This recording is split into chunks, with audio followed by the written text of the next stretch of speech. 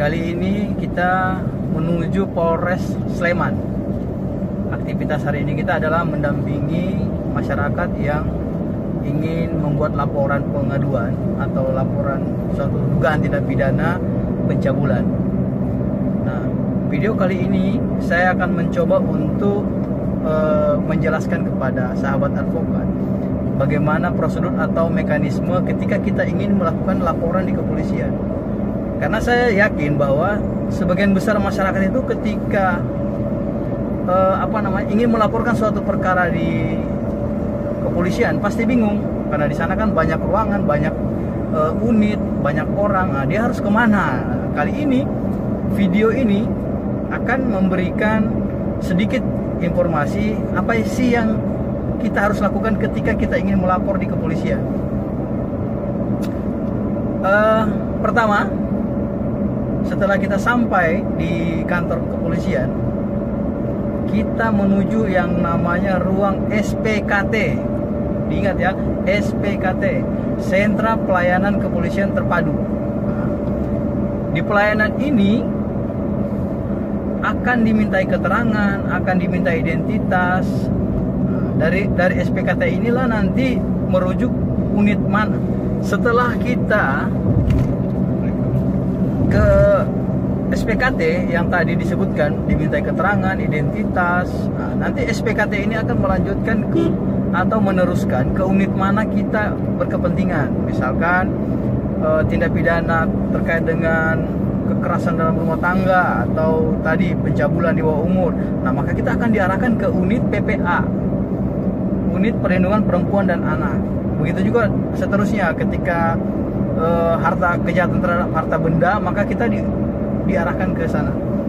Nah, setelah kita dari SPKT tadi dengan membawa tadi surat dari SPKT tadi, kita akan dibuatkan seperti selembar surat pengantar untuk masuk ke unit.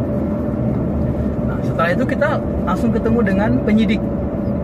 Di penyidik itu atau di unit ketika sudah ditunjuk, misalkan PPA misalkan, ditunjuk, oh unit ini yang berkompeten atau bidang ini yang tujuannya. Maka itu nanti kita akan dimintai keterangan oleh penyidik. Keterangan apa? Ya, kronologis terkait dengan tindakan dugaan tindak pidana yang dilakukan tersebut, yang ingin dilaporkan. Biasanya penyidik dalam hal ini menanyakan terkait dengan kronologis, kapan kejadiannya, kapan tindak pidana, dugaan tindak pidana itu dilakukan, adakah saksi yang mengetahui. Setelah semua itu selesai, kita istilahnya itu di BAP. Nah, di unit itu kita di BAP, dimintai keterangan.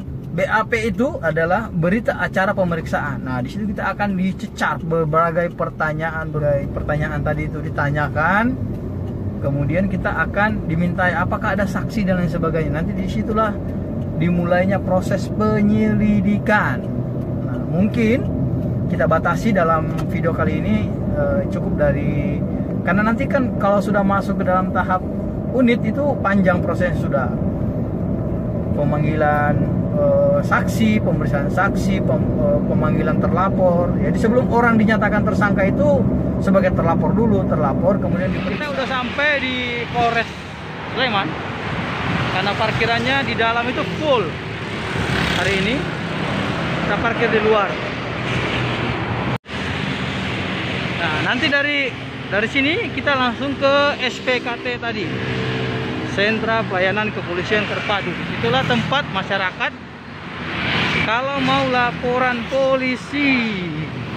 Nah, kita sudah sampai nih di Polres Sleman nih.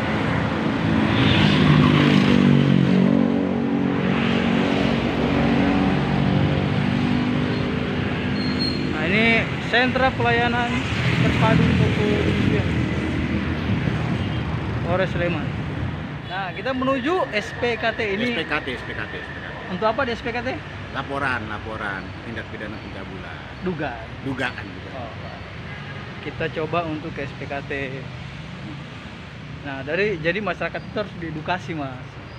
Sebelum masuk ke unit mana yang menangani, kita harus ke SPKT terlebih dahulu. Iya. Kan bingung masyarakatnya datang ke polisi. setelah konsultasi di unit PPA, sekarang menuju SPKT untuk laporan. Nanti apa yang diperoleh dari SPKT?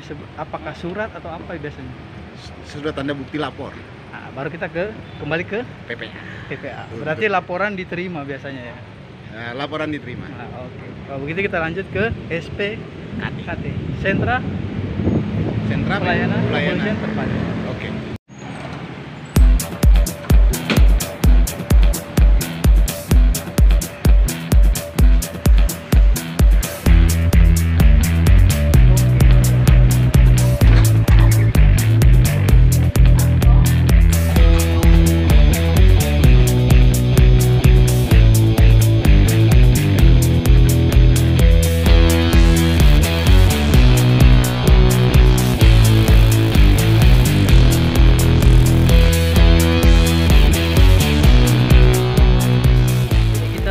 Di ruangan PPA, unit PPA, sudah bertemu langsung dengan Kanit dan berkoordinasi dengan KBO untuk penanganan perkara yang sedang kita laporkannya. Semoga saja ini mendapatkan jalan terbaik, dipermudah, dan kemudian yang paling utama adalah prosesnya memang berjalan dengan semestinya, ya tentu dengan aturan-aturan yang berlaku, tidak ada hambatan yang berarti buat kita dalam pemenuhan hak-hak masyarakat. Nah, perlu diketahui bahwa dalam proses ini pengacara-pengacara yang mendampingi adalah pengacara Pusat Bantuan Hukum Peradi. Jadi mereka itu memberikan pelayanan hukum secara cuma-cuma tanpa biaya. Jadi ini advokat-advokatnya nih. Ada siapa namanya, Bu? Burati. Oh, ini Sri Kandinya PBH Peradi Bantul nih. Kemudian ada Nenggelis Mbak Evi. Kemudian satu lagi nih.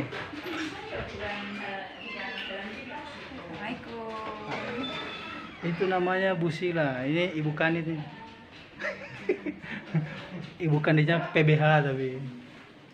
Seperti inilah ruang PPA dalam proses pengaduan. Nah, tadi kita sudah berbincang-bincang panjang lebar baik dengan Pak Kanitnya maupun dengan KBO-nya, tapi kita upayakan tidak mengambil gambar karena memang ini sifatnya pemeriksaan tertutup, dan recehannya ini memperkenalkan kepada masyarakat bahwa proses-proses hukum itu harus dilalui, tidak kemudian ketika melaporkan suatu tindak pidana atau dugaan tindak pidana itu langsung kepada kepolisian yang sebagai penyidiknya, tapi melalui mekanisme misalkan dari SPKT berkoordinasi membangun, agar supaya apa fungsi daripada itu memperlancar proses yang akan kita dampingi. Mungkin sebentar kita akan lanjutkan lagi dengan video terkait dengan proses yang kita sedang laksanakan hari ini atau agenda kita hari ini. Jadi hari ini udah selesai ya? Hari ini sudah selesai. Kita dua perkara ya. Yang satu masuk pelaporan, dan yang satu mengajukan desakan terhadap laporan yang sudah kita ajukan di akhir tahun lalu, akhir tahun 2019. Ya, sekarang sudah selesai. Tadi sudah pemeriksaan awal klien kita sudah diperiksa. Tinggal tunggu berikutnya pemeriksaan lanjutan ya. Iya. Dan kita juga tadi meminta untuk dikeluarkan, itu hak masyarakat loh. Ada istilahnya SP2HP, surat pemberitahuan hasil perkembangan penyelidikan. Jadi itu wajib dimintai ya. Untuk diminta ya. Dan sebetulnya tidak diminta juga, kepolisian penyidik wajib mengeluarkan itu setidaknya dalam waktu 1 bulan. Ya, KUHP-nya seperti itu ya. Jadi kira-kira kita tunggu berapa lama itu biasa SP2HP? Sebenarnya SP2HP itu dikeluarkan berapa lama? Biasanya 1 bulan. Setidak-tidaknya ya, paling lama itu 1 bulan untuk memperoleh SP2HP, diminta maupun tidak diminta. Karena itu hak dari seorang pelapor. Begitu.